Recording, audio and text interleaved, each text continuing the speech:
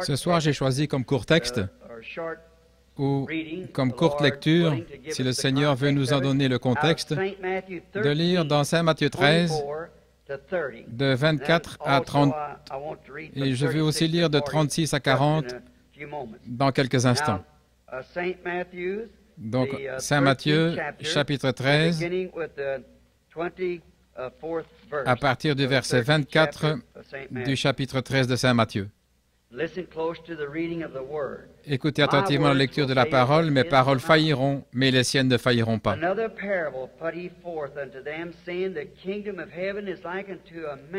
Il leur proposa une autre parabole et il dit, « Le royaume des cieux est semblable à un homme qui a semé une bonne semence dans son champ.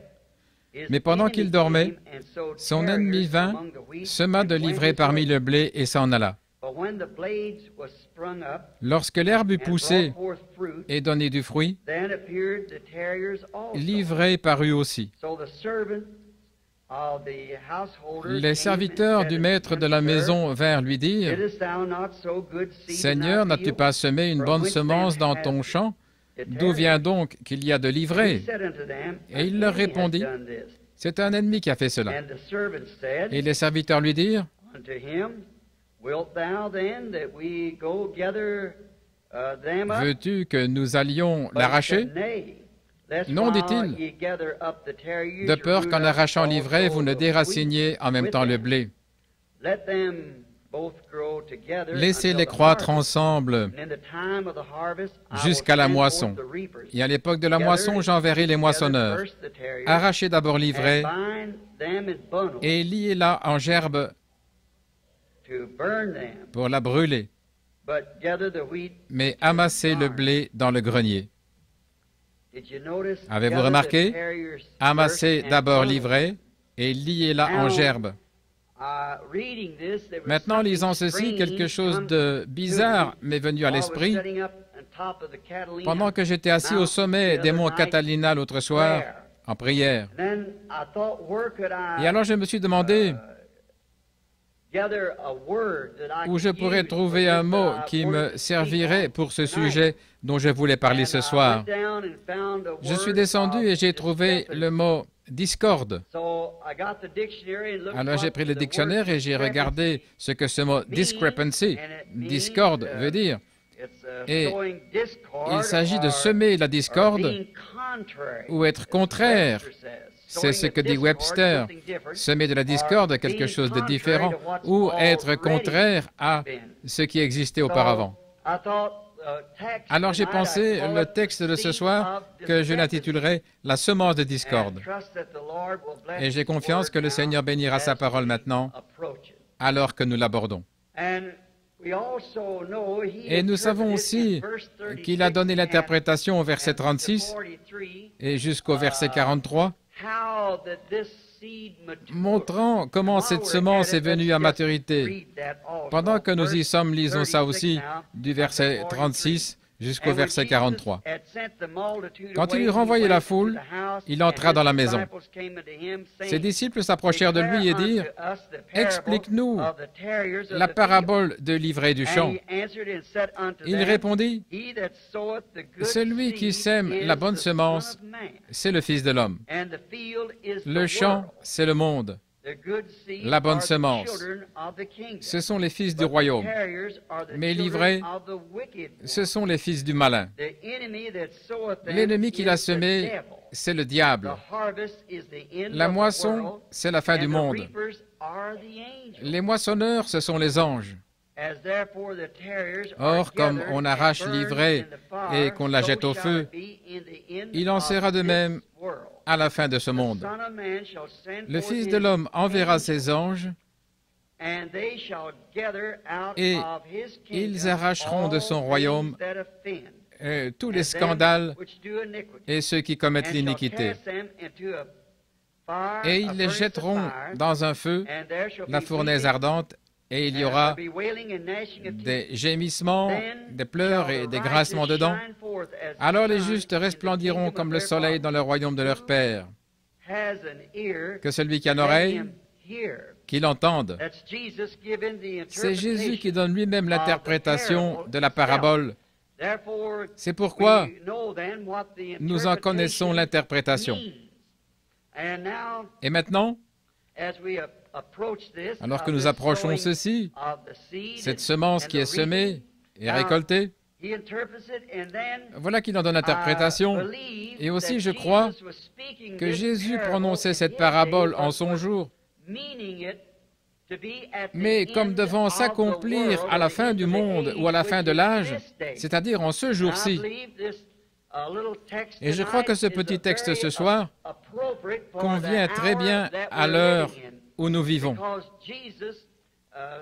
En effet, Jésus a bien précisé ici que le rassemblement se ferait à la fin de ce monde, que c'est alors que la fin viendrait, que le blé serait rassemblé et que l'ivraie aussi serait rassemblée et brûlée, et que le blé serait emporté dans le royaume.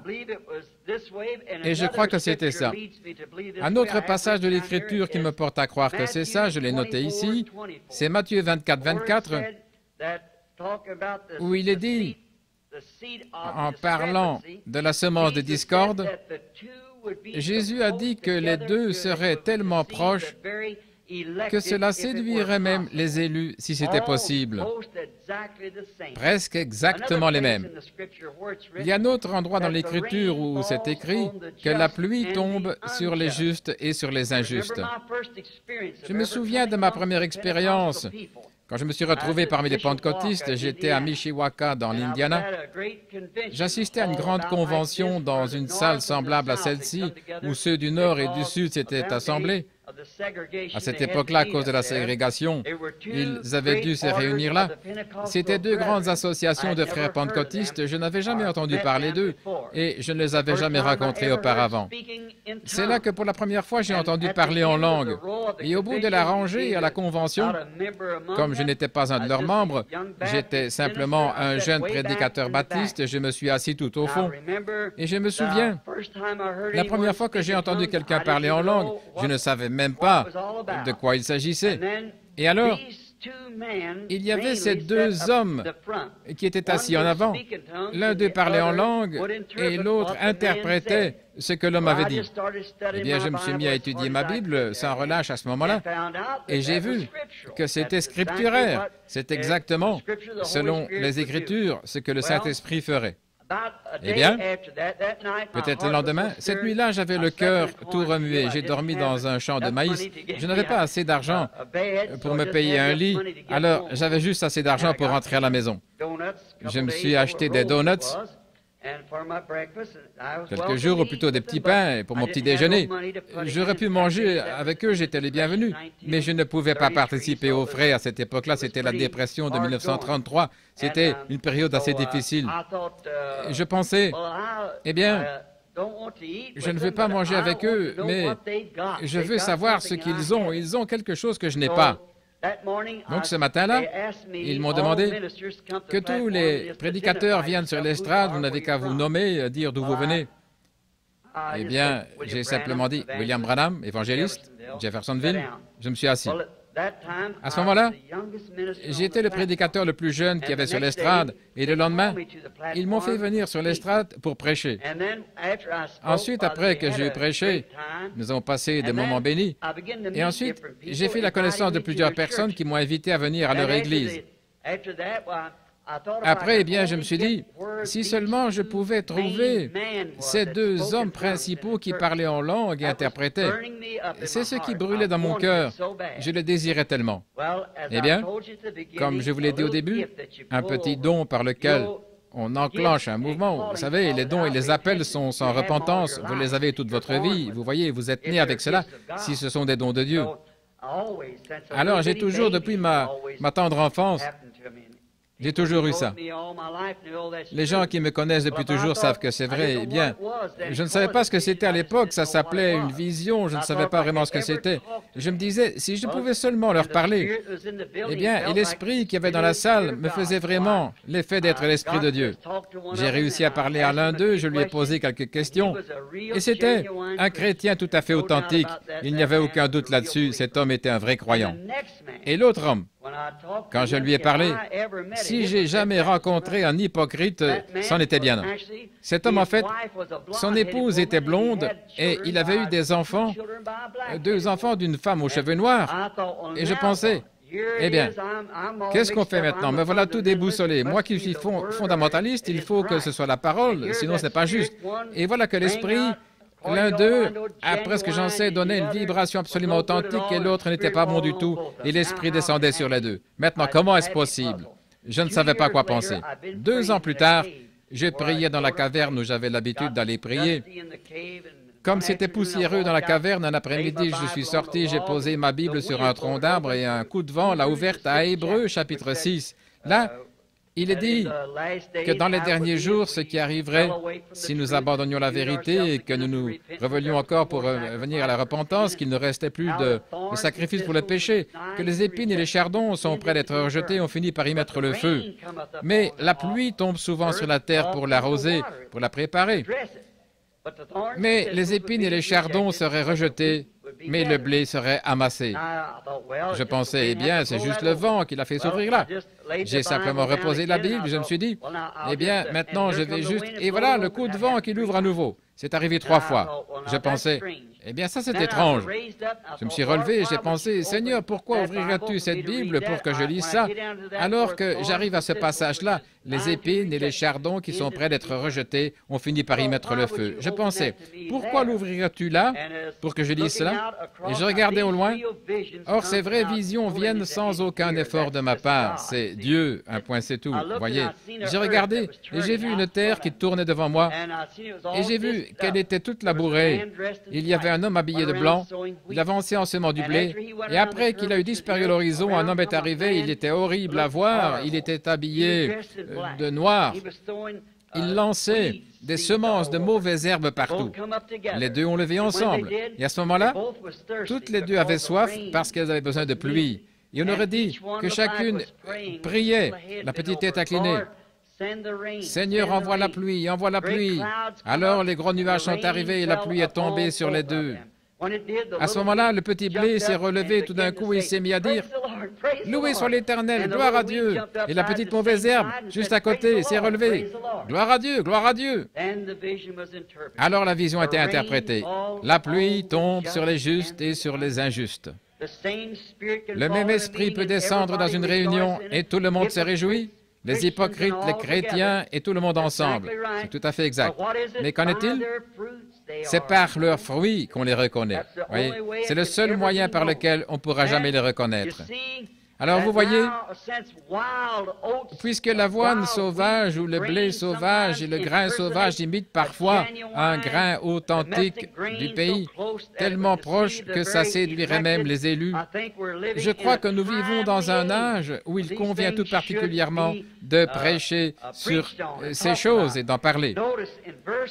Remarquez au verset 41, là encore, les 2 sont très proches, tellement proches dans les derniers jours,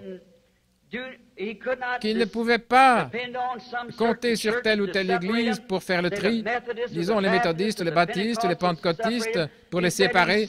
Il a dit, il envoie ses anges pour les séparer. Un ange vient apporter la séparation, la ségrégation entre le juste et le faux. Et personne d'autre ne peut faire ça si ce n'est l'ange du Seigneur. C'est lui qui va dire lequel est juste et lequel est faux. Dieu a dit qu'il enverrait ses anges au dernier temps. Non pas des anges tout au long ici, mais des anges au dernier temps et qu'il rassemblerait. Nous savons que nous sommes maintenant à l'approche du temps de la moisson. Un ange, en fait, selon l'interprétation, c'est un messager. Et nous voyons qu'il y a 7 anges de 7 églises. Et maintenant, tout au long des âges de l'Église, remarquez, qui il a dit qui étaient les semeurs et aussi ce qu'était la semence. L'un d'eux, le semeur, c'était lui, le Fils de Dieu, qui est sorti semer la semence. Et un ennemi est venu après lui, qui était le diable. Et il a semé la semence de discorde après que la bonne semence eut été semée. Maintenant, mes amis, cette chose-là s'est produite dans tous les âges depuis que le monde est monde. Exactement. Tout au long, depuis le commencement, c'est toujours la même chose qui s'est produite. Il a dit, la semence de Dieu, la parole de Dieu, Jésus a dit quelque part que la parole est une semence et chaque semence produira selon son espèce. Et maintenant, si le chrétien, les enfants de Dieu, les enfants du royaume sont devenus la semence de Dieu, alors il faut qu'ils soient la parole de Dieu. La parole de Dieu manifestée dans l'âge où ils vivent pour être la semence promise de cet âge-là. Dieu a donné sa parole au commencement et chaque âge a eu sa semence, son temps, ses promesses. Quand Noé est venu, il était la semence de Dieu, la parole de Dieu pour cet âge-là. Quand Moïse est venu, il ne pouvait pas venir avec le message de Noé, ça n'aurait pas marché, parce que c'était lui la semence de Dieu à ce moment-là. Ensuite, quand Christ est venu, il ne pouvait pas venir avec l'âge de Noé ou celui de Moïse. C'était son époque, celle où une vierge devait concevoir et mettre au monde un fils qui allait être le Messie.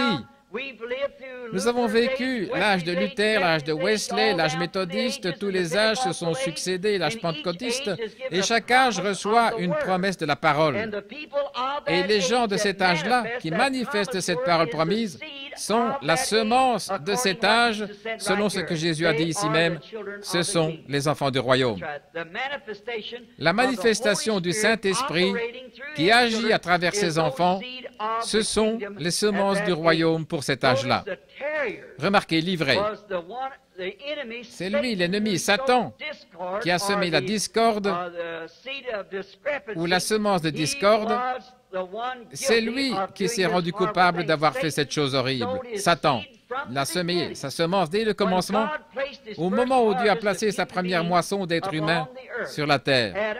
Adam, bien sûr, il savait déjà qu'il y avait une connaissance de la vérité et du bien et du mal, mais il n'en était pas encore arrivé là. Mais nous voyons que Dieu a donné à ses enfants sa parole pour qu'elle soit leur défense. Nous n'avons aucune autre défense que la parole de Dieu. C'est notre défense. Il n'y a aucune bombe, aucun abri, aucune retraite, ni Arizona, ni Californie, ni où que ce soit. Nous n'avons qu'une seule défense, et c'est la parole. Et la parole a été faite chair et elle a habité parmi nous. C'est Jésus-Christ. Il est notre seule défense. En étant en lui, nous sommes en sécurité. Le péché n'est même pas imputé à un véritable croyant. Le saviez-vous? Celui qui est né de Dieu ne commet pas le péché. Il ne peut pas pécher. Voyez? Ça ne lui est même pas imputé. David a dit, heureux l'homme à qui Dieu n'impute pas son péché. Quand vous êtes en Christ, vous n'avez aucun désir de péché. L'adorateur étant une fois purifié, n'a plus aucune conscience de son péché. Vous n'avez pas le désir. Or, aux yeux du monde, vous êtes peut-être un pécheur, mais aux yeux de Dieu, vous n'en êtes pas un parce que vous êtes en Christ. Comment pouvez-vous être un pécheur alors que vous êtes dans celui qui est sans péché et que Dieu ne voit que celui en qui vous êtes? Maintenant, ce temps de la moisson, au commencement, quand Dieu a semé sa semence sur la terre et qu'il l'a placée dans le cœur de ses enfants, de sa famille, de garder cette parole, c'était leur seule défense. Garder cette parole. Et l'ennemi est entré, il a enfoncé cette barrière en semant la semence des discordes. Quelque chose de contraire à la parole de Dieu.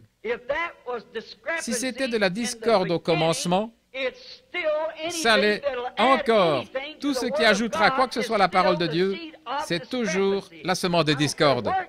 Peu importe quelle en est la source, que cela vienne d'une organisation, que ce soit de sources militaires, que cela vienne de puissance politique, tout ce qui est contraire à la parole de Dieu, c'est la semence de discorde.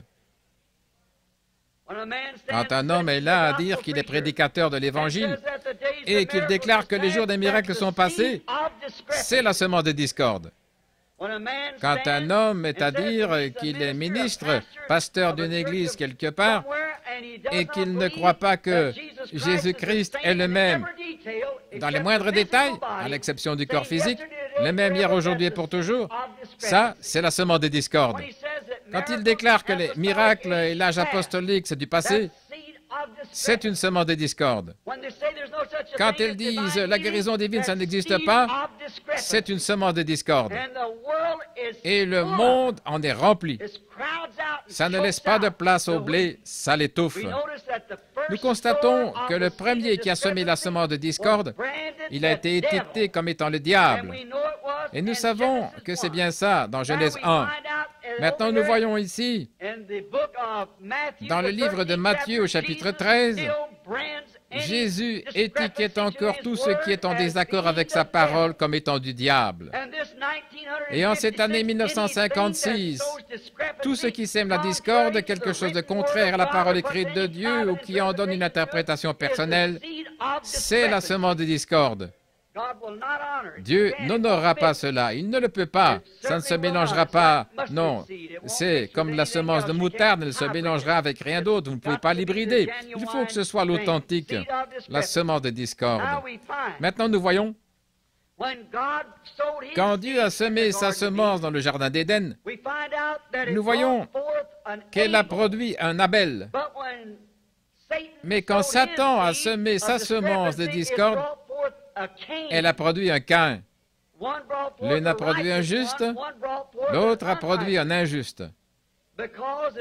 Parce que Ève a écouté la parole de la discorde, quelque chose de contraire à la parole de Dieu, et c'est là que le ballon du péché a commencé à rouler, et depuis ce jour-là, il n'a cessé de rouler. Et nous n'arriverons jamais à nous en débarrasser complètement tant que les anges ne seront pas venus faire la séparation, alors Dieu emportera ses enfants dans le royaume, et l'ivraie sera brûlée. Remarquez ces deux vignes. Si seulement nous pouvions passer plus de temps sur ce sujet, mais nous allons seulement voir les grandes lignes pour pouvoir prier pour les malades dans quelques minutes. Remarquez, leurs semences ont poussé ensemble, exactement comme Dieu l'a dit ici au chapitre 13 de notre texte de ce soir dans Matthieu. Laissez-les croître ensemble. Or, Caïn est allé dans la terre de Nod, il s'y est trouvé une épouse et il s'est marié. Abel, lui, a été tué et Dieu a suscité Seth pour le remplacer. Et à partir de là, les générations se sont succédées, le juste et le faux côte à côte. Maintenant, nous remarquons que chaque fois, au fil du temps, elles se sont rassemblées et Dieu a été obligé, la méchanceté est devenue tellement grande que Dieu a été obligé de détruire. Mais ces deux semences ont fini par produire la semence de discorde et la semence de Dieu ont produit chacune leur tête véritable, dont l'aboutissement a été Judas Iscariote et Jésus-Christ. En effet, il était la semence de Dieu, il était le commencement de la création de Dieu. Il n'était rien de moins que Dieu. Et Judas Iscariote est né le fils de la perdition. Il est venu de l'enfer, il est retourné en enfer. Jésus-Christ était le Fils de Dieu, la parole de Dieu manifestée. Judas Iscariote, par sa discorde, il était la semence du diable. Il était venu dans le monde et pour tromper exactement tel qu'il était au commencement dans Caïn, son ancêtre. Judas ne faisait que jouer à l'Église. Il n'était pas vraiment sincère, il n'avait pas réellement la foi, il n'aurait jamais trahi Jésus. Mais vous voyez, il a semé cette semence de discorde. Il pensait pouvoir se lier d'amitié avec le monde, Mammon, tout en étant ami avec Jésus. Mais il était trop tard pour qu'il puisse rien y changer. Quand l'heure fatale est venue, quand il a fait cette vilaine chose, il a franchi la ligne de séparation entre aller de l'avant et faire demi-tour. Il était obligé de continuer sur sa lancée. Comme imposteur, séducteur, il a semé la semence de discorde et il a cherché à trouver grâce devant ces grandes organisations de ce jour-là, les pharisiens et les sadducéens. Et il pensait gagner un peu d'argent comme ça et être bien vu des gens. N'est-ce pas ce qui amène tant de gens à donner dans cette discorde? Ils cherchent à trouver grâce devant les hommes. Trouvons grâce devant Dieu, non devant les hommes. Mais c'est ce que Judas a fait quand cette discorde a eu son aboutissement en lui. Nous savons que Jésus était la parole. Dans Saint Jean 1, il est dit au commencement était la parole, et la parole était avec Dieu, et la parole était Dieu. Et la parole a été faite chair et elle habitait parmi nous. Donc la parole est une semence et cette semence a été faite chair et elle a habité parmi nous.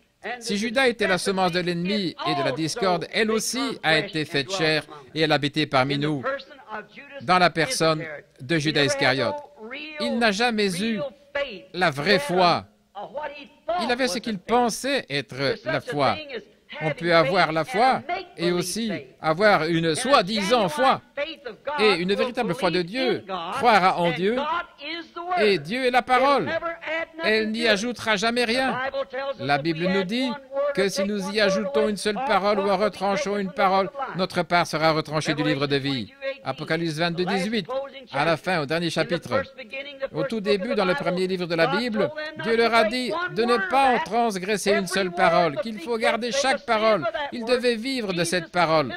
Jésus, au milieu du livre, il est venu et il a dit qu'à son époque, il a dit « L'homme ne vivra pas de pain seulement, mais de toute parole qui sort de la bouche de Dieu. » Et au dernier âge, celui de l'Apocalypse, il nous a été annoncé que quiconque retranchera une seule parole du livre, ou y ajoutera une seule parole, sa part sera retranchée du livre de vie.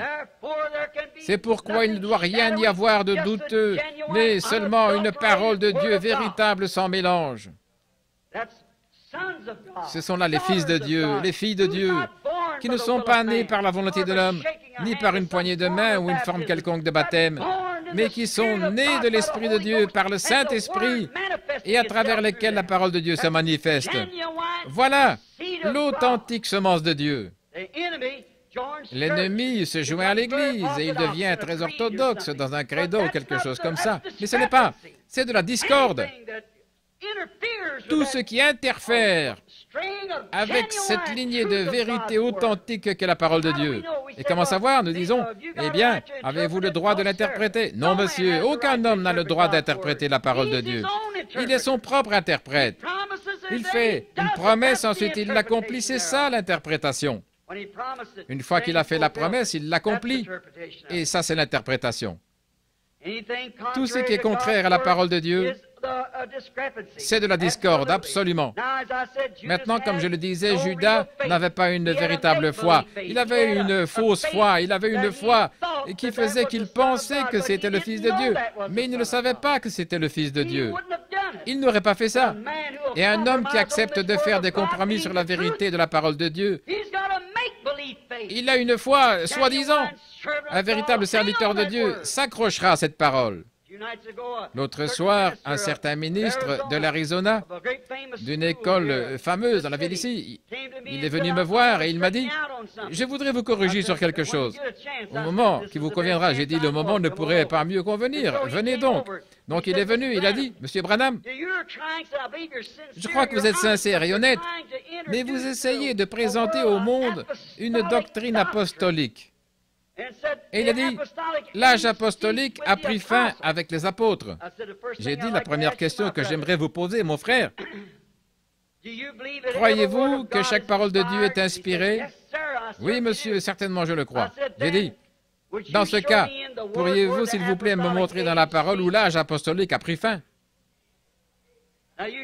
Montrez-moi où et je croirai avec vous. Et j'ai dit, l'écrivain de l'ère apostolique, celui qui avait les clés du royaume, le jour de la Pentecôte, quand l'âge apostolique a été inauguré, les gens disaient, « Homme, frère, que pouvons-nous faire pour être sauvés ?» Il a dit, « Repentez-vous chacun de vous et soyez baptisés au nom de Jésus-Christ pour la rémission de vos péchés, et vous recevrez le don du Saint-Esprit. Car la promesse est pour vous et pour vos enfants, et pour ceux qui sont au loin, en aussi grand nombre que le Seigneur notre Dieu les appellera. » Maintenant, comment la parole pourrait-elle se contredire? L'homme a dit, « Je suis très enrhumé ce soir. » J'ai dit, « Je suis bien de votre avis. » Oui. Maintenant, dites-moi, est-ce que Dieu appelle encore? Si Dieu appelle encore, alors nous vivons encore à l'âge apostolique, certainement. En aussi grand nombre que le Seigneur notre Dieu appellera, qu'il n'appellera jamais, en aussi grand nombre qu'il l'appellera, ce sera toujours l'âge apostolique, car Jésus-Christ est le même hier, aujourd'hui et pour toujours. Donc nous voyons aujourd'hui que cette discorde a été semée dans tous les âges Si je pouvais vous montrer cela dans les 10 ou 15 prochaines minutes, je le ferais, mais c'est impossible. Tout au long des âges, la plupart d'entre nous, nous lisons la Bible. Quand Jésus est venu, il a vu qu'il y avait cette discorde, quelque chose de contraire. Il était la parole manifestée. Il était l'interprétation de Dieu de la parole. Parce qu'il a dit, sondez les Écritures, parce que vous pensez avoir en elles la vie éternelle, et ce sont elles qui rendent témoignage de moi. Vous y voilà. Il était l'interprétation de la parole. Et tous les fils et les filles de Dieu, nés de nouveau de cet âge, sont l'interprétation de la parole. Vous êtes des lettres écrites, lues de tous les hommes. Oui, remarquez, il a dit, c'est en vain qu'ils m'adorent, en enseignant la discorde comme doctrine. C'est en vain qu'ils m'adorent, en enseignant comme doctrine la discorde des doctrines d'hommes, des credos d'hommes, en enseignant que ces choses sont la parole de Dieu alors qu'elles n'ont rien à voir avec la parole de Dieu. Regardez, chaque âge a produit ce genre de récolte. Tous les âges l'ont fait, et le nôtre ne fait pas d'exception.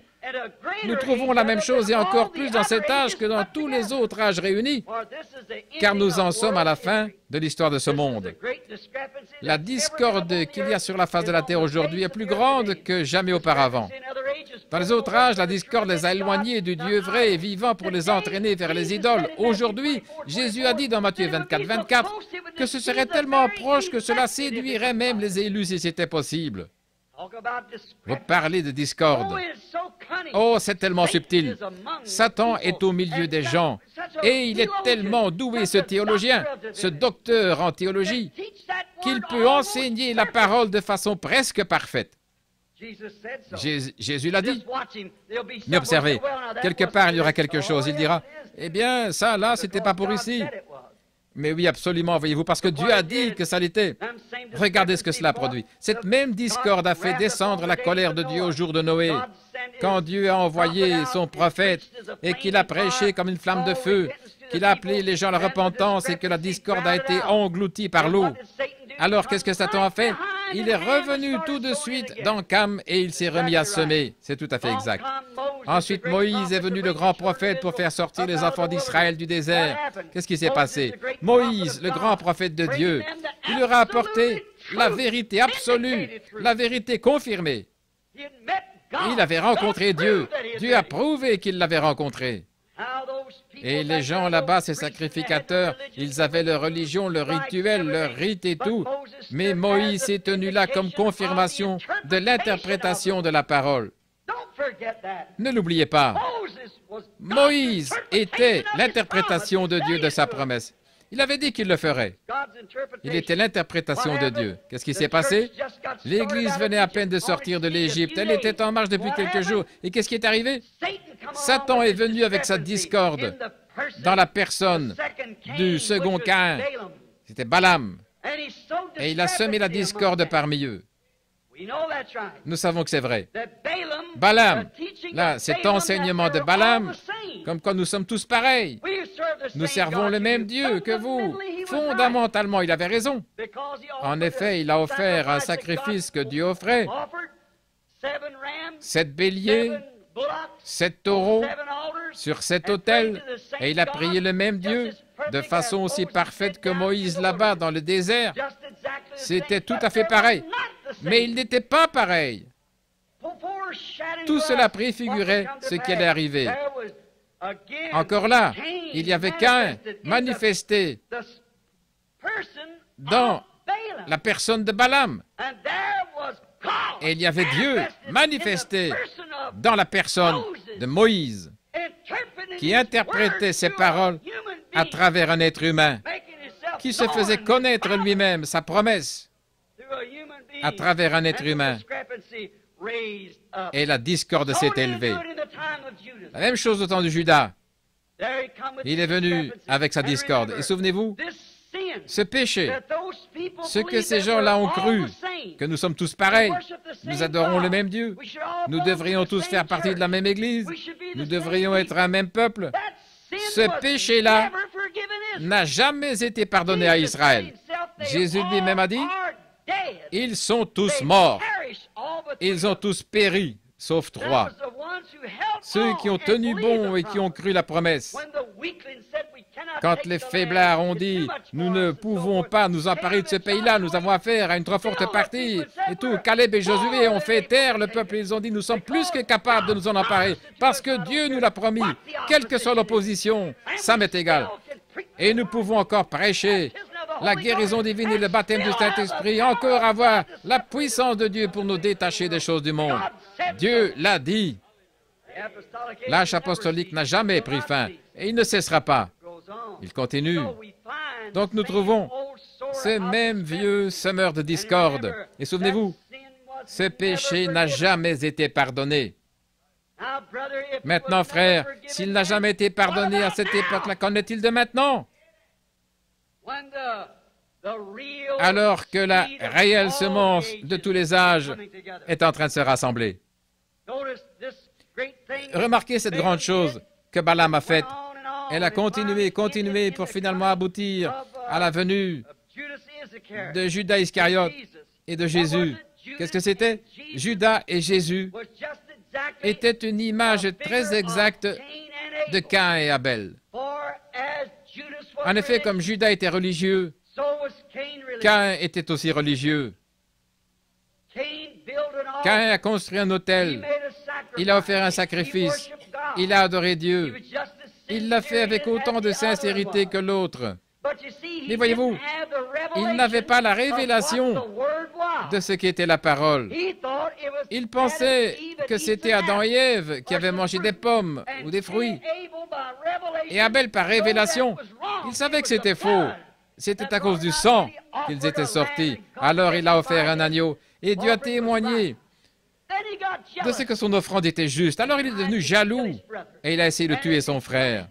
Et comme il a tué son frère sur le même autel que celui sur lequel son sacrifice était mort, l'agneau était mort sur l'autel. C'est la même chose pour Judas Iscariote, qui a trahi Jésus-Christ sur l'autel de Dieu et l'a tué, tout comme Caïn avait tué Abel. En effet, Caïn était la semence de discorde. Même chose pour Balaam, le prophète mercenaire, un homme qui aurait dû avoir plus de bon sens. Dieu l'a mis en garde par des signes et des prodiges, même qu'une mule lui a parlé en langues inconnues. Et malgré tout ça, il a continué quand même. Il était né pour être un semeur de discorde. Et si Jésus a prédit que cette âge-ci se terminerait dans la plus grande discorde qu'il y ait jamais eu, l'âge de l'Église de Laodicée tiède qu'il a expulsé de l'Église, comment peut-il en être autrement que cela, la discorde? Certainement. Elle se termine dans cet âge-là. Et c'était Caïn et Abel à nouveau au calvaire. Maintenant, remarquez, comme toujours, dès que Jésus est parti, qu'il est allé au ciel, le Saint-Esprit a été renvoyé. C'était là la semence qui donnait la vie à la parole. Comme nous le disions hier soir, c'est lui qui vivifie la parole. Vivifier, ça veut dire faire vivre. Le Saint-Esprit authentique ne fait vivre que la parole, ce qu'elle est. Il ne fera pas vivre un credo. Il ne peut pas, parce qu'il n'y a rien du credo en lui. Il est la vie de la parole de Dieu, car il est Dieu. Et il vivifie ce corps-là. Maintenant, remarquez ce qu'ils ont fait. Et la Bible dit, et Jean a parlé à ses enfants, il a dit, « Petits enfants, vous avez appris que l'Antichrist devait venir dans le monde. Et il est déjà dans le monde. Et il agit dans les fils de la désobéissance. » Alors ça, c'était peut-être une trentaine d'années après la venue du Saint-Esprit. Nous voyons que quand le Saint-Esprit est venu, la vraie semence, celui qui donnait vraiment la vie à la semence, voilà que la discorde s'est introduite de nouveau. Et remarquez, ça a continué comme ça. La vraie parole avait été confirmée, l'un après l'autre. Les prophètes d'autrefois avaient confirmé que la parole de Dieu était la vérité. Si quelqu'un ici a déjà lu le concile de Nicée ou le concile pré-nicéen, ces 15 jours de politique avide de sang, où ce groupe de Romains là-bas a voulu établir, faire une dénomination de cette Église, Des prophètes vêtus de peau de mouton qui mangeaient des herbes sauvages sont venus et ils ont pris position pour la parole. Quel résultat? Il fallait que ça se passe comme pour Caïn, comme pour Abel. L'un des deux devait mourir, effectivement. Et la parole a perdu son influence sur les gens. Aussi, par un vote unanime, ils ont exclu la parole véritable et ils ont accepté les dogmes de discorde de l'Église catholique primitive. Ils ont ajouté un pape, ils ont ajouté un évêque, ceci et cela. Ils ont retranché le vrai sens de Pierre, de Marie et de tout le reste. Ils se sont fait des idoles. Et ils ont carrément transformé la soi-disant religion chrétienne en une cérémonie païenne. Qu'était-ce? La semence de discorde. Et ils ont organisé pour la première fois sur la terre une église. Qu'est-ce que c'était? Cette semence de discorde qui avait commencé à semer quelque chose qui ajoutait, qui retranchait. Qui a déjà entendu parler dans la Bible de ne pas manger de viande le vendredi? Qui a déjà entendu parler dans la Bible de quelque chose comme l'aspersion du baptême, de l'immersion? Qui a déjà entendu parler de ces choses-là, d'un « Je vous salue Marie » ou quelque chose comme ça? Qui a déjà entendu parler de certaines de ces âneries qu'on retrouve aussi chez les protestants? La poêle ne peut pas se moquer du chaudron, c'est vrai. Celui qui est coupable de la plus petite chose est coupable de tout. Voilà. Qui a déjà entendu parler que Dieu ait jamais œuvré dans une organisation? Montrez-moi une seule fois où l'une d'elles s'est formée une organisation et qu'elle soit restée en vie. Elles sont mortes sur le coup. Elles ne sont jamais relevées.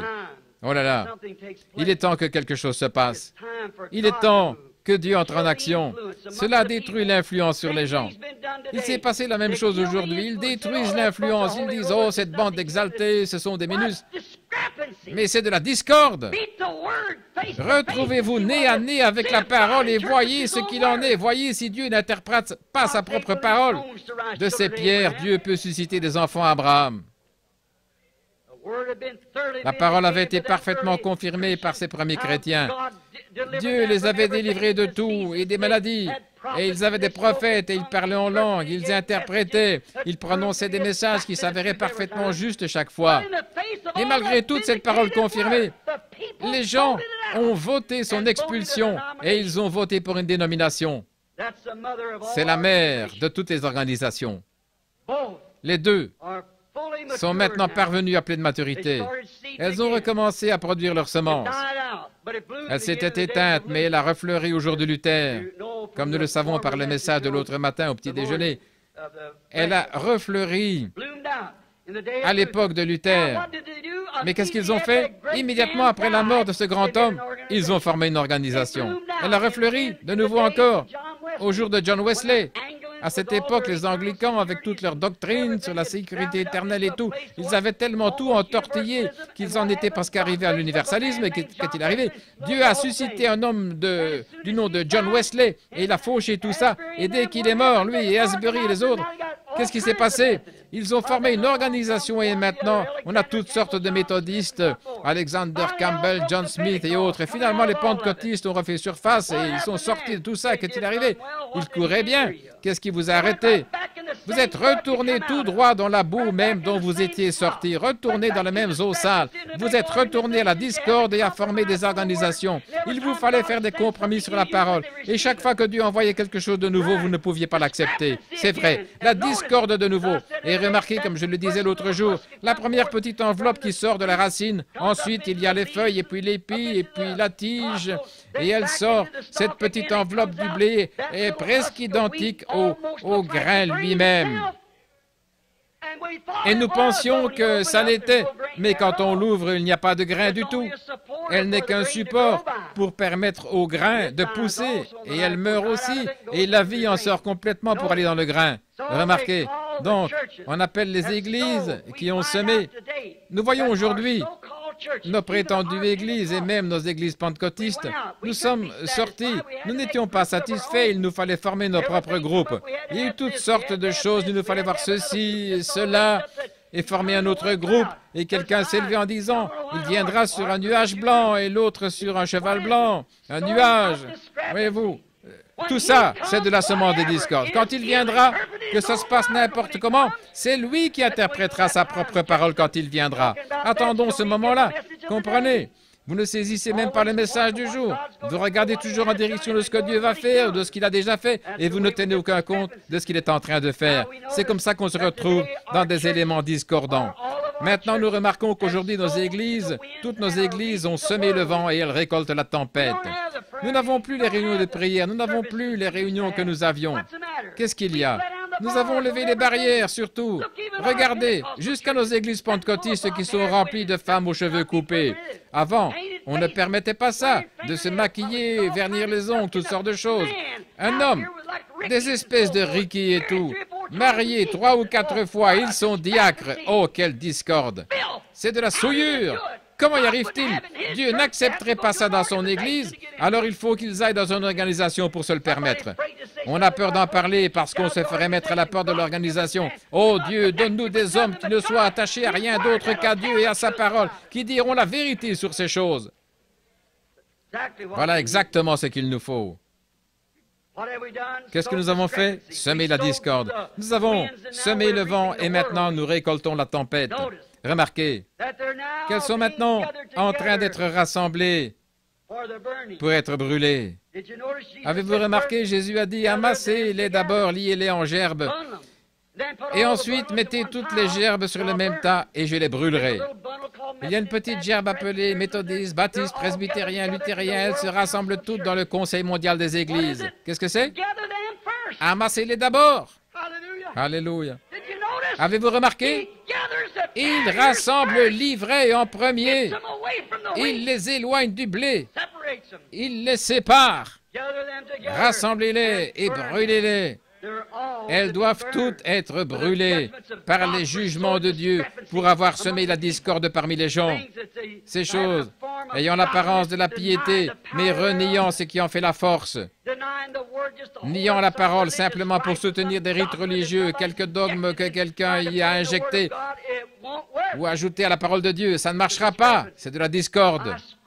Je m'écris aujourd'hui comme ce grand prophète d'il y a longtemps, Amos, quand il est entré dans une ville et qu'il a dit « Je ne suis ni prophète ni fils de prophète. » Mais si le lion rugit, qui ne serait effrayé? Quand Dieu parle, qui ne prophétiserait? Il a prédit que le jugement s'abattrait sur cette génération-là. Il a dit « Le Dieu même que vous prétendez servir vous détruira. » Mettez ça là sur bande, souvenez-vous. Le Dieu même, ces gens-là qui se rassemblent dans cette grande moisson du Conseil mondial des Églises, et vous serez obligés d'y entrer. Vous ne pourrez pas rester en dehors. Ou bien vous en sortirez individuellement, ou bien vous y entrerez. Il n'y aura pas de terrain entre les deux. Ce sera la marque de la bête. Personne ne pourra acheter ni vendre que celui qui a la marque, qui a la discorde. Restez hors de cela. Sortez de là. Fouillez. Tenez-vous-en éloignés. Le Dieu qu'ils prétendent servir les détruira. Le grand Dieu d'amour. Il disait bien, Jésus a prié que nous soyons tous un. Il a aussi dit, comment pouvez-vous marcher ensemble? 2 hommes peuvent-ils marcher ensemble s'ils ne se sont pas d'accord? Il a dit, un, comme lui et le Père sont un. Le Père était la parole, lui était la parole manifestée. Il était un avec le Père, parce qu'il était la manifestation de la parole promise de Dieu. Et c'est la même chose aujourd'hui ou dans n'importe quel jour. Oui, monsieur. Le Dieu, il est un. Il veut que nous soyons un. Comment ceci peut-il être un alors que celui-ci nie la naissance virginale et que celui-là nie la guérison divine, ceci, cela? Ils sont tous dans un méli-mélo pareil. Certains d'entre eux ne croient même pas en Dieu, ne croient pas qu'il était le fils de Dieu, ou que c'était le fils de Joseph, appelé le fils de Dieu. Le frère jumeau des luthériens, les Zwingli, ils croient qu'il n'était absolument rien d'autre qu'un brave homme. La science chrétienne déclare qu'il était un prophète, rien qu'un homme comme les autres, qui n'était pas divin. Voyons, s'il n'était pas divin, c'est le plus grand imposteur que la terre ait jamais porté. Il était Dieu ou il n'était rien. Il était divin. Il était la divinité elle-même, faite chair parmi nous. Dans la personne du Fils de Dieu, certainement. Voilà ce qu'il était. Maintenant, nous voyons que la discorde est entrée. Nous savons qu'elle est là. Personne ne peut le nier. Oh là là. Remarquez bien. Il détruira ce groupe qui prétend servir Dieu. Observez bien. Dieu a planté sa semence. Je termine parce que c'est le moment de former la ligne de prière. Dieu a planté sa semence et sa semence c'est Christ. Je vais prêcher là-dessus un soir, dans quelque temps. le lieu où Dieu a décidé de mettre son nom. Si Dieu le veut, peut-être à l'un des petits déjeuners quand j'aurai un peu plus de temps. Remarquez, il est la seule échappatoire. Il est le seul souverain véritable. Il est le seul vrai Dieu. Il n'y en a pas d'autre que lui. Il a dit, je suis Dieu, le Dieu seul. Jésus a dit, voici le commandement. Écoute, ô Israël, je suis l'Éternel, ton Dieu, un seul Dieu. Je le suis. Pourquoi en attendez-vous un autre? Un autre viendra. Je viens au nom de mon Père et vous ne me recevez pas. Mais un autre viendra en son propre nom et vous le recevrez. Et ils l'ont fait à Nicée. Êtes-vous chrétien? Je suis baptiste. Êtes-vous chrétien? Pentecôtiste. Êtes-vous chrétien? Méthodiste. Un autre nom. Mais pour ce qui est de ce nom-là, de Jésus-Christ, ils s'en éloignent le plus possible. Ils ne veulent rien avoir à faire avec lui, car il est la parole. Et la parole se manifeste elle-même. Remarquez, la seule échappatoire, il est la rose de Saron. La Bible l'a dit. Tous les titres dans la Bible de Dieu appartiennent à Jésus-Christ. Il était l'alpha, l'oméga, le commencement et la fin, celui qui était, qui est et qui vient, la racine et la postérité de David, à la fois la racine et la postérité, l'étoile du matin, la rose de Saron, le lys de la vallée, l'alpha, l'oméga, le Père, le Fils, le Saint-Esprit, tout cela en Jésus-Christ. Il était la pleine manifestation de Jéhovah Dieu qui a été fait chair pour habiter parmi nous. Voilà exactement ce qu'il était. Il était la rose de Saron. Qu'est-ce qu'on a fait la rose de Saron? On l'a écrasée, on l'a broyée pour en faire sortir le parfum. Une rose magnifique doit être écrasée complètement pour qu'on puisse recueillir le parfum de cette rose. Et c'était une vie magnifique que celle-là, qu'il n'y a jamais eu une vie vécue comme celle-là, mais elle a dû être écrasée au calvaire. Voyons, on prenait l'onction de la rose de Saron et on la mettait sur Aaron.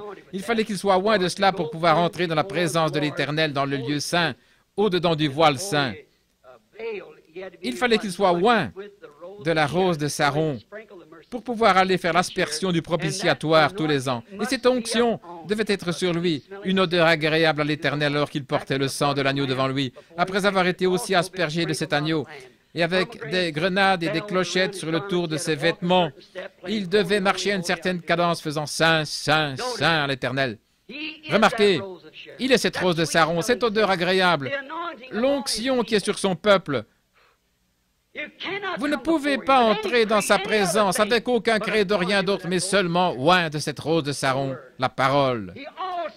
Il est aussi le lys de la vallée. Comment obtient-on l'opium? On obtient l'opium en prenant un lys, en l'écrasant, et on obtient l'opium. Les médecins l'utilisent dans leur laboratoire. Prenez un homme qui est nerveux et agité, ou une femme qui a l'impression qu'elle va perdre la tête, elle fait les 100 pailles, elle crie, elle est hystérique. Le médecin va prendre un peu de son opium de lys et lui injectera ça dans le bras ou dans une veine quelque part, et il se calme. C'est terminé pour un moment. Et aussitôt, l'effet de l'opium disparu, les voilà qui reviennent pire que jamais. Dès que l'opium disparaît. Mais je vais vous dire, mes amis, c'est seulement un type de l'opium authentique qui vient du lys de la vallée que je connais. Il est le lys de la vallée. Il a été écrasé au calvaire. Il a été blessé pour nos transgressions. C'est par meurtrissure que nous avons été guéris.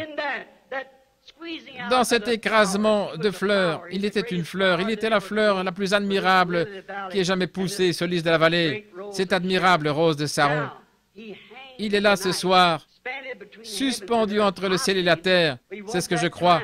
Ou plutôt à ce moment-là, il l'a été pour ôter le péché du monde et pour ramener la guérison au monde. Et la Bible dit qu'il est le même hier, aujourd'hui et pour toujours. Mon ami, quand Dieu a dit à Moïse, dans le désert, et c'était un type qui le représentait, d'élever un serpent des reins, les reins représentent le péché jugé, le serpent représente, le serpent des reins représente, le serpent des reins représente le péché jugé, et les reins, c'est le jugement divin, par exemple l'autel des reins où on déposait les sacrifices. Et il y a aussi Élie qui a levé les yeux et qui a dit que les cieux étaient comme de l'airain, le jugement divin sur une nation incrédule qui s'était éloignée de Dieu. Les reins représentent le jugement divin. Et le serpent représentait le péché déjà jugé. Et Jésus était ce serpent qui a été fait péché pour nous et qui a pris le jugement de Dieu sur lui. Il a été blessé pour nos transgressions, brisé pour notre iniquité. Le châtiment qui nous donne la paix est tombé sur lui et c'est par ses meurtrissures que nous sommes guéris. Oh, ce soir, Dieu a une pharmacie remplie d'opium pour vous, amis chrétiens. Et vous qui êtes malade, vous souffrez, vous êtes épuisé, c'est vraiment trop difficile pour vous. Vous ne pourrez plus tenir le coup encore longtemps. C'est à vous rendre fou ce jour moderne. Avez-vous écouté Lifeline ce soir, ce qu'ils ont dit? Que la Russie déclare qu'en 55, ils auraient le monde entier sous leur emprise totale. Avant que cela puisse se produire, l'enlèvement doit avoir lieu. Alors c'est pour quand, mes amis? C'est ici, tout près maintenant, c'est proche. Ne voulez-vous pas le chercher ce soir de tout votre cœur? Il est le lys de la vallée. Il est le même hier, aujourd'hui et pour toujours. Il est ici ce soir pour s'élever au milieu de son peuple, tout comme Moïse a élevé l'indication du péché jugé, ce signe, et pas seulement du péché, mais de la maladie. Souvenez-vous, Jésus a dit, comme Moïse éleva le serpent d'airain, il faut de même que le Fils de l'homme soit élevé. Dans quel but Moïse l'a-t-il élevé? Pour le péché, l'incrédulité et pour la maladie. Jésus aussi a été élevé pour le péché, la maladie et l'incrédulité. Lui, c'était la même chose. Maintenant, ce soir, au jour où nous trouvons cette grande discorde, Jésus-Christ a promis dans Luc qu'au jour, avant la venue du Seigneur, ce serait comme au jour de Sodome. Qu'alors le Fils de l'homme se révélerait comme le Fils de l'homme s'est révélé à Abraham là-bas, Elohim. Dieu fait chair parmi les gens. Il est resté là avec Abraham et lui a montré ce que Sarah pensait, assise derrière lui dans la tente, alors qu'il ne l'avait jamais vue. Il lui a dit, il l'a appelé par son nom, Sarah. Abraham, non pas son nom Abraham qu'il avait au commencement, mais Abraham, non pas Sarai, mais Sarah. Où est Sarah, ta femme? Il a dit, elle est dans la tente derrière toi. Il a dit, je te visiterai au temps de la vie. Elle a ri. Il a dit, pourquoi a-t-elle ri? Jésus a dit, juste avant que cette grande discorde soit rassemblée et brûlée, que le Fils de l'homme se révélerait de la même manière qu'il l'avait fait à cette époque-là. Et qu'est-ce que c'est? C'est d'élever de nouveau devant vous que Jésus-Christ est le même hier, aujourd'hui et pour toujours. Le croyez-vous? Alors courbons la tête pour prier. Cher Dieu, nous t'aimons. Ta parole est une nourriture tellement substantielle pour nous, Seigneur. Nous l'aimons tant, nous vivons par elle, Seigneur. Il semble que nous n'avons jamais assez. Nous aimons tant nous asseoir à ta table, autour de ta parole, et savourer les bénédictions, Seigneur. Quand nous nous réunissons comme ceci, des frères et des sœurs qui ont été rachetés par le sang, par le Fils de Dieu, qui ont été acquis par ton sang. Et nous sommes venus ici ce soir, Seigneur. Nous avons consacré ces soirées à la prière pour les malades. Et selon les Écritures, tu as dit que c'est par les meurtrissures que nous avons été guéris. Il n'est donc pas nécessaire de prier, mais seulement de confesser nos péchés, car par tes meurtrissures, nous avons été, au temps passé, guéris. Oh, quel jour de salut! Quelle promesse faite par Emmanuel! C'est certainement la vérité. Tu as dit, encore un peu de temps et le monde ne me verra plus. Mais vous me verrez, car pronom personnel, je serai avec vous, même en vous, jusqu'à la fin du monde. Et à la fin du temps, à la grande consommation, tu as dit que juste avant cela, ce serait exactement comme avant que le feu tombe sur Sodome et consume le monde des nations, les gentils, et qu'il y aurait de nouveau une révélation du Fils de l'homme, exactement comme à Sodome. Père, que les gens ne passent pas à côté. Et je prie, ô Dieu, avec ma manière un peu primitive, si je n'ai pas dit ce qu'il fallait, pardonne-moi, enclencher un mouvement. Je les aime, Seigneur. Je prie qu'ils ne passent pas à côté. Que ce soit un grand soir, Seigneur. Que tous ceux qui sont malades ici, affligés, aveugles ou quoi encore, Seigneur, qu'ils soient guéris ce soir. Que tous les pécheurs soient sauvés. Que dans leur cœur, certainement, s'ils sont des incroyants, qu'ils acceptent Christ en ce moment même. Accorde-le, Père. Tout cela est entre tes mains.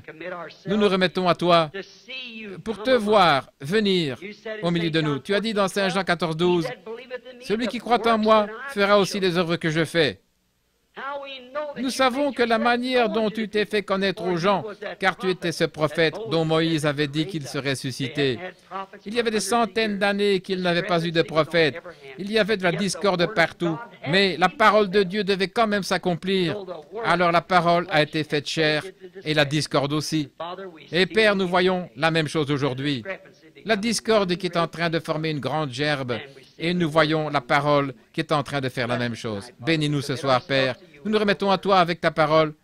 Tout ce que tu trouveras utile de nous faire faire, utilise-nous pour le faire, Seigneur, au nom de Jésus. Amen.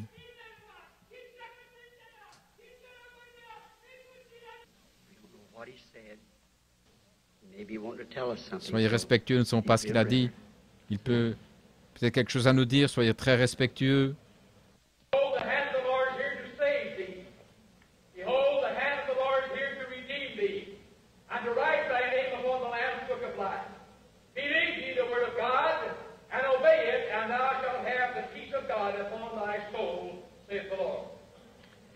Le frère exhorte à obéir à la parole.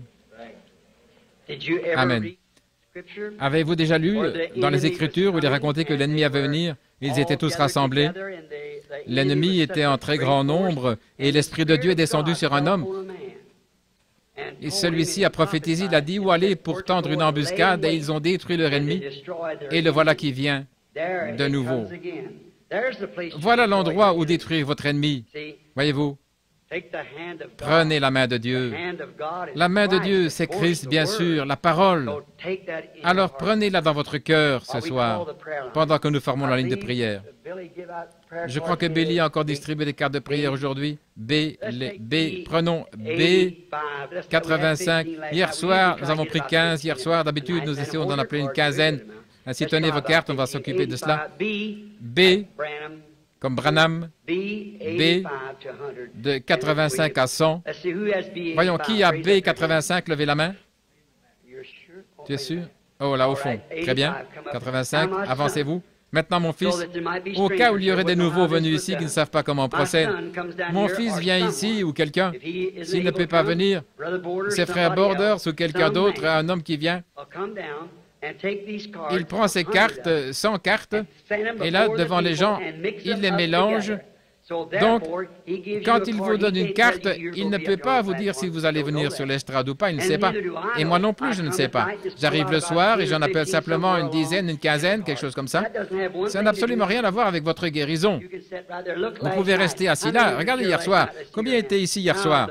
De voir les gens qui ont été guéris partout, tout au long de la réunion. Donc, on a pris 85, 86, 87, 88, 89, 90. Que cela s'avance tout de suite. B, 85, 86, 87, 88, 89, 90. Sûrement, il faut... Nous avons besoin...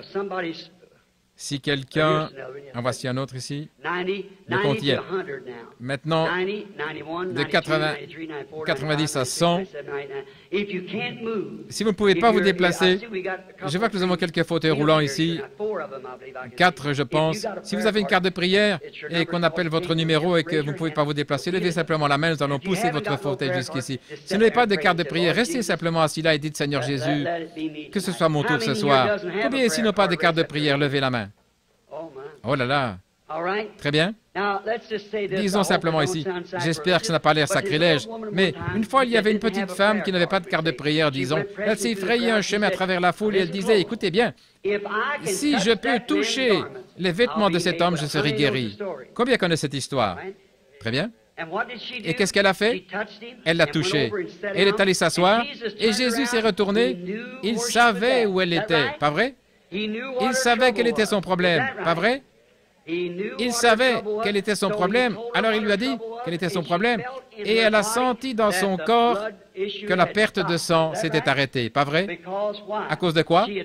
Elle l'avait touché. Maintenant, combien de chrétiens ici ce soir savent, selon Hébreux, l'Épître aux Hébreux, que Jésus en ce moment même est un souverain sacrificateur, le souverain sacrificateur qui peut compatir notre faiblesse? L'est-il? Très bien. S'il est le même souverain sacrificateur, s'il a la même fonction, souverain sacrificateur, comment agirait-il? Il agirait exactement de la même manière qu'à l'époque. Le croyez-vous? Il agirait exactement de la même manière qu'à l'époque. Si vous pouvez le croire, très bien. Combien le croient? Levez la main et dites, je le crois réellement. Très bien. Avant qu'il forme la ligne de prière, faisons une ligne de prière dans l'auditoire. Je sais qu'il est ici. Je sens sa présence. Je sais qu'il est ici. Venez.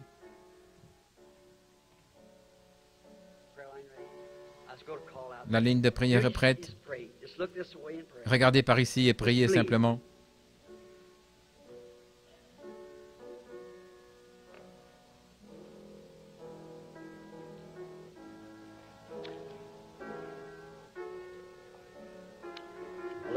Une petite dame est assise ici, elle me regarde fixement, là, à côté d'une dame qui porte des lunettes.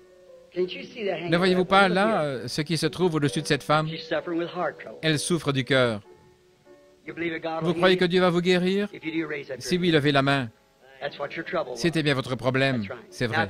Maintenant, si c'était votre problème, levez la main pour que les gens puissent voir. Levez la main comme ça. Maintenant, vous ne l'avez plus. Votre foi vous a guéri. Il est le même hier, aujourd'hui et pour toujours. Oh, il y a de la discorde, mais Jésus-Christ est le même hier, aujourd'hui et pour toujours.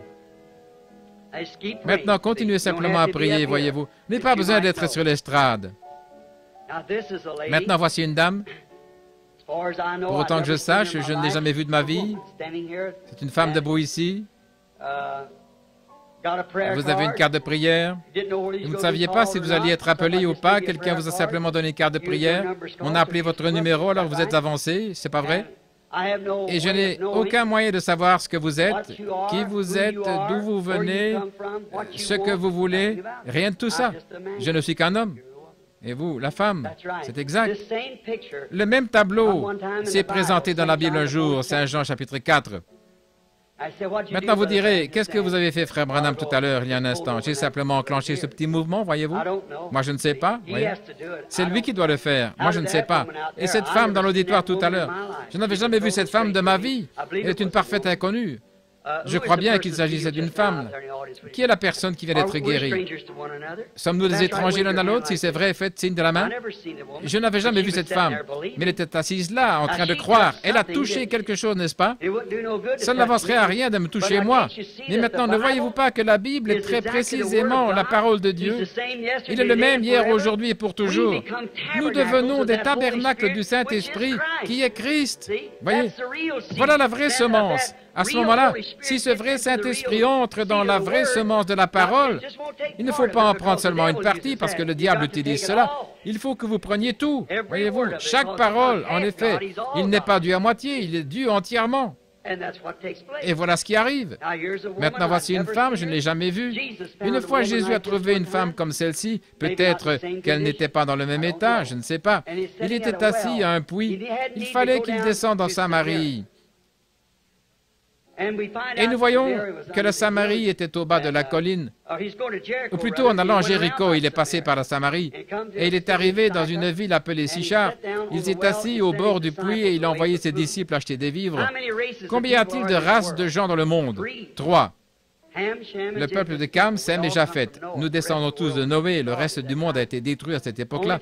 Il n'y a que 3 races de gens, ce sont les Juifs, les nations et les Samaritains, lesquels étaient moitié Juifs, moitié des nations. Ce sont là les seules races qu'il y a dans le monde, voyez-vous, il n'y en a que 3. Et Dieu, et tout est parfait en 3. C'est comme ces 3 dont je parlais ce soir, les 3 étapes de la discorde, les 3 étapes de la parole faite chair et tout. Et donc, il a parlé aux Juifs, il a dit à Philippe, quand il lui a amené Nathanaël, il lui a dit où il était, il a dit, je l'ai vu quand il était sous l'arbre. André lui avait amené Pierre, il lui a dit, ton nom est Simon, et dorénavant tu seras appelé Pierre. Il lui a dit que le fils de Jonas, voyez-vous. Et ceux-là, c'était tous des Juifs, mais ici, il va vers une femme des gentils, des nations, pas une femme des nations, mais une Samaritaine. L'époque des nations, c'est maintenant. Il n'a jamais opéré cela, pas une seule fois pour ceux des nations. Sondez les Écritures, jamais. Mais il a promis dans Luc 22 qu'il le ferait juste avant la venue. Mais donc il était assis là, et une femme moitié juive, moitié des nations est arrivée. Et il lui a dit, Femme, donne-moi à boire. Elle a dit, tu ne devrais pas me demander ça, vraiment. Il y a de la ségrégation ici, tu es juif et moi je suis samaritaine. Elle a dit, mais si tu savais à qui tu parles, c'est toi qui me demanderais à boire. Qu'est-ce qu'il était en train de faire? Il était en train de contacter son esprit. Et dès qu'il a vu quel était son problème, eh bien, il lui a dit d'aller chercher son mari. Elle a dit qu'elle n'en avait pas. Il a dit, c'est vrai, tu en as eu 5. Maintenant, regardez, quand les pharisiens l'ont vu faire ça, là, cette discorde qui était la même au même endroit que la parole, qu'est-ce qu'il a dit? Cet homme est Belzébul, un diseur de bonne aventure, voyez-vous. Et Jésus a dit que quiconque dirait cela du Saint-Esprit quand il viendrait faire la même chose, il ne lui serait jamais pardonné. Là, voilà votre discorde. Mais à ce moment-là, il leur a dit qu'il leur pardonnait parce que le Saint-Esprit n'était pas encore venu, le sacrifice, l'agneau n'était pas encore mort. Mais cette femme-là n'a pas pensé ça. Cette femme a dit, « Seigneur, je perçois que tu es prophète. » Il y avait des centaines d'années qu'il n'y a pas eu de prophète. Elle a dit, « Je perçois que tu es prophète. » Et nous savons que le Messie, celui qu'on appelle Christ, quand il viendra, c'est ce qu'il fera. Eh bien, c'est ce qu'il a fait. Alors, il est le même hier, aujourd'hui. C'est de cette manière-là qu'il s'est fait connaître à cette époque-là. N'est-ce pas la même chose aujourd'hui? Bien sûr. Ici, nous avons de nouveau une femme et un homme qui se rencontrent. Elle n'est pas cette femme-là, je ne suis pas cet homme-là. Mais le fait est que le même Saint-Esprit est ici. Et il a fait la promesse que les œuvres qu'il avait faites, que nous ferions la même chose au jour où le Fils de l'homme serait révélé. Maintenant, je ne vous connais pas et vous savez que c'est vrai. Nous sommes des parfaits inconnus l'un pour l'autre et vous êtes debout ici. Peut-être qu'il y a quelque chose qui ne va pas chez vous, peut-être pas, je ne sais pas. Mais si le Seigneur Jésus me révèle par son Saint-Esprit, quel est votre problème? Croirez-vous alors qu'il s'agit du Fils de Dieu et non d'un être humain? Ceci n'est qu'une enveloppe, ce tabernacle ici, que Dieu utilise comme tous ceux qu'il a choisis. Il le fait par sa grâce souveraine et par élection. Mais vous croyez. Vous allez le croire? Combien dans l'auditoire le croiront? Nous voici ici tous les deux devant la lumière, déclarant que nous ne sommes jamais rencontrés de la vie. Je n'ai pas la moindre idée de que cette femme, d'où elle vient, ni ce qu'elle veut avoir. Je ne l'ai jamais vue de ma vie. Et je n'avais jamais vu cette femme-là de ma vie non plus.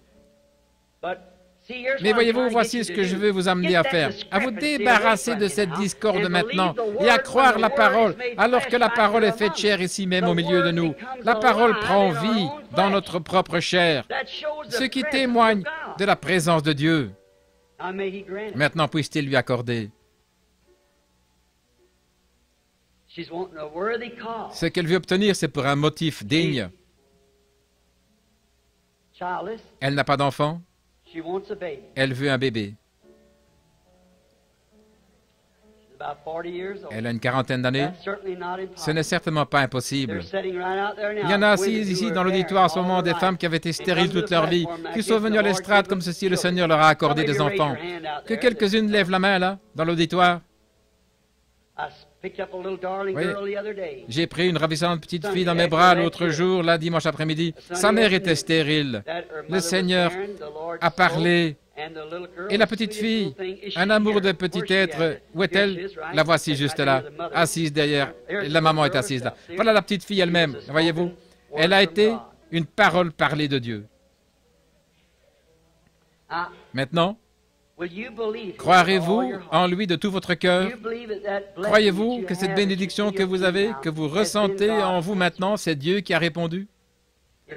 Si Dieu me disait quel est votre nom pour que vous puissiez donner un nom au bébé, croiriez-vous? Alors, Madame Thompson, vous pouvez rentrer chez vous et avoir votre bébé, si vous le croyez de tout votre cœur.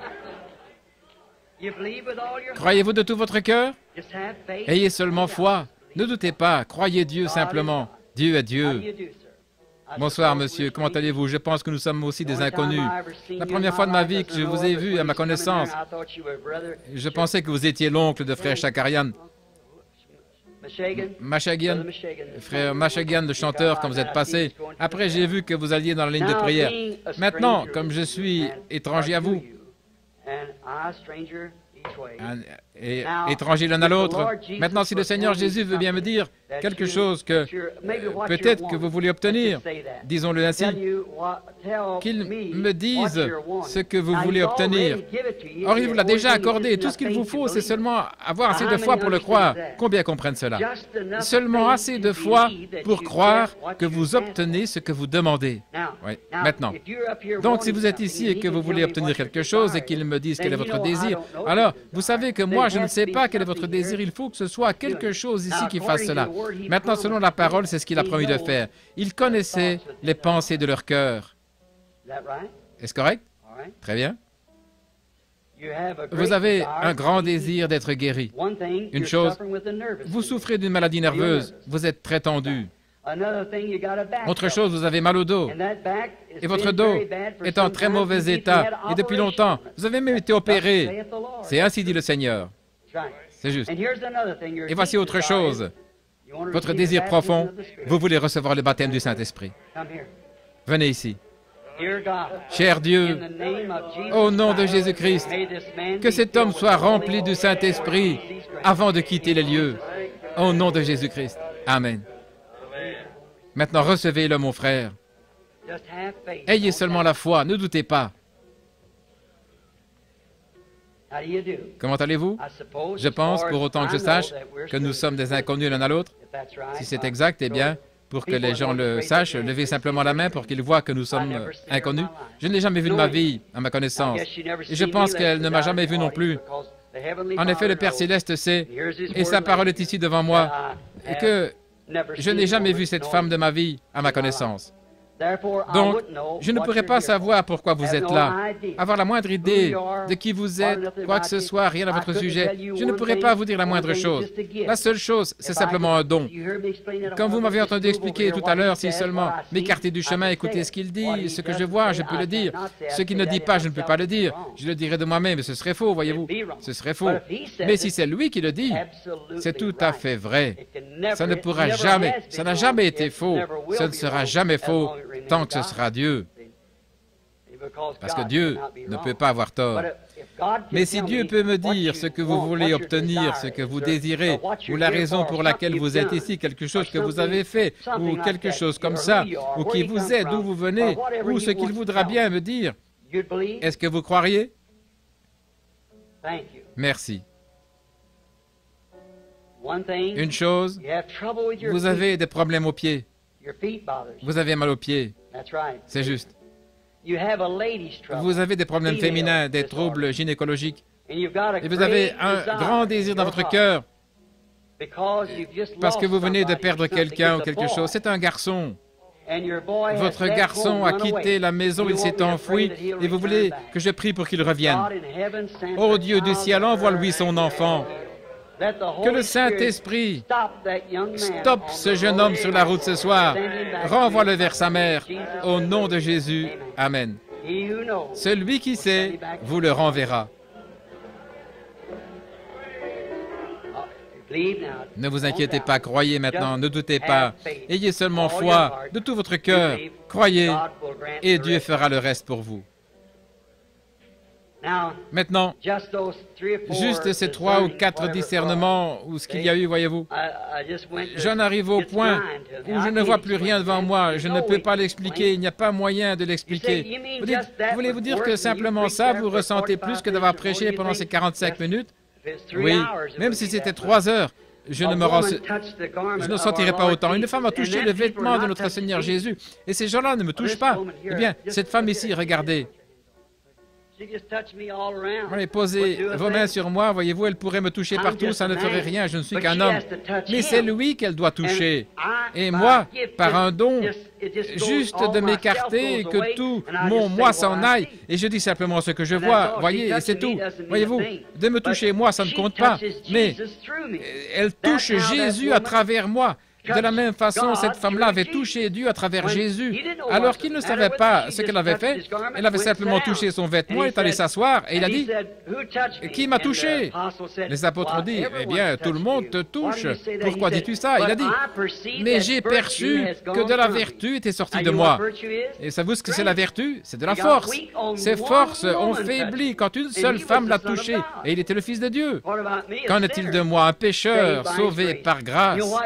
Savez-vous pourquoi c'est plus? Parce qu'il a dit, vous ferez aussi les choses que j'ai faites, et vous en ferez davantage, parce que je m'en vais au Père. Il a dit de plus grande, mais là l'interprétation exacte du grec, c'est vous en ferez plus. Donc, cette dame, je ne la connais pas, je ne sais rien à son sujet, elle est une parfaite inconnue pour moi, pour autant que les autres personnes. Nous sommes inconnus l'un à l'autre. Simplement pour que les gens le sachent, si vous voulez bien lever la main. Maintenant, le Fils de Dieu, si à un moment donné, il a rencontré une femme, une petite scène comme ceci, près d'un puits, et qu'il lui a parlé un petit instant et il a su quel était son problème, il lui a dit quel était son problème, et alors, c'est comme ça qu'elle a su que c'était là le Messie.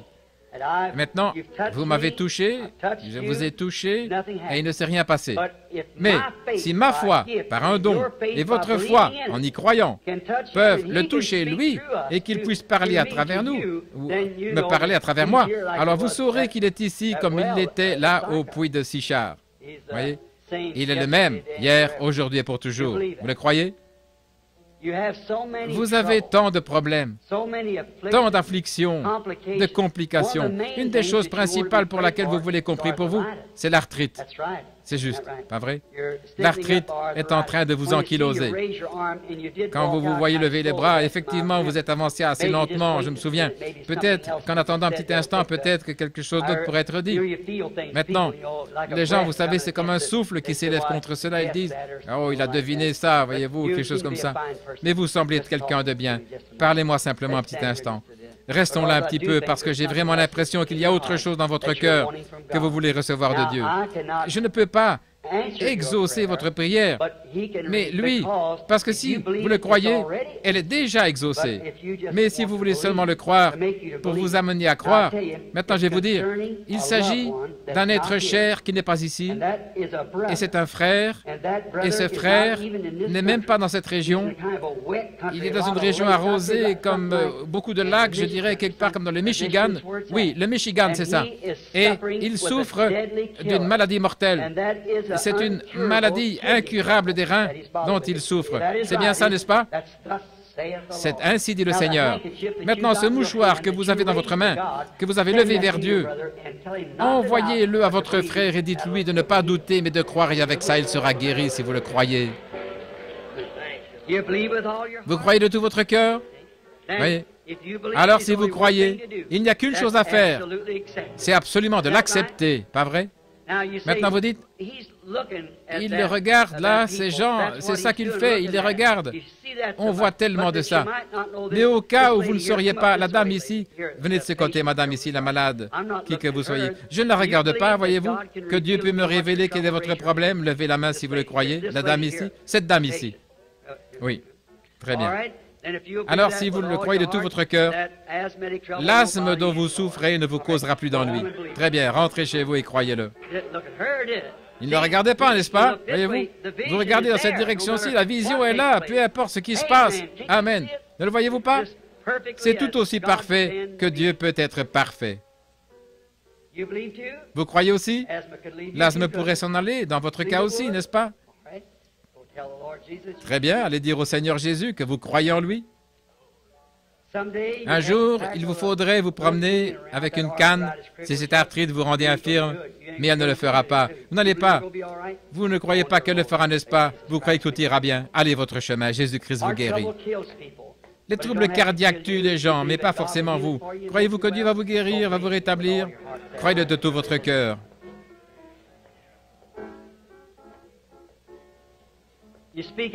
Parlez-vous anglais? Comprenez-vous l'anglais? Que quelqu'un vienne.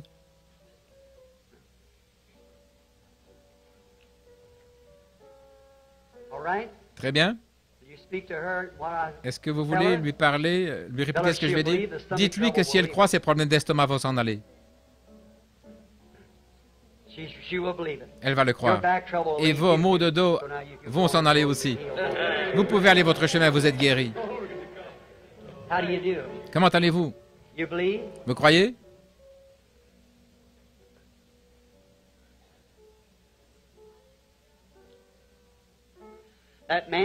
Cet homme qui est assis là, qui a des maux de dos, qui m'a regardé quand j'ai dit ça, lui aussi, il peut être guéri, si vous le croyez, monsieur.